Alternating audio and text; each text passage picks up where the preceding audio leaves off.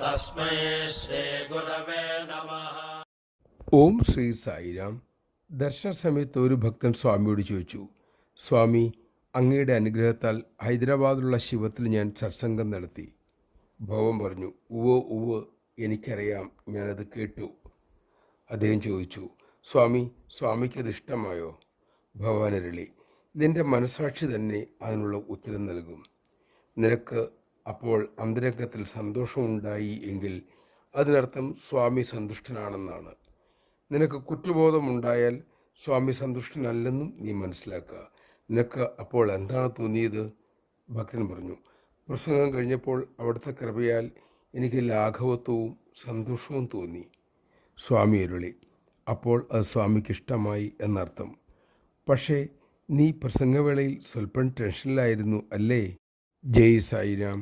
അന്തര്യാമിയായ എല്ലാം ഉള്ളിലിരുന്നറിയുന്ന ആ ഭഗവാന് സന്തോഷം ഉണ്ടാകും വിധം ജീവിക്കാൻ നമുക്ക് സാധിക്കട്ടെ.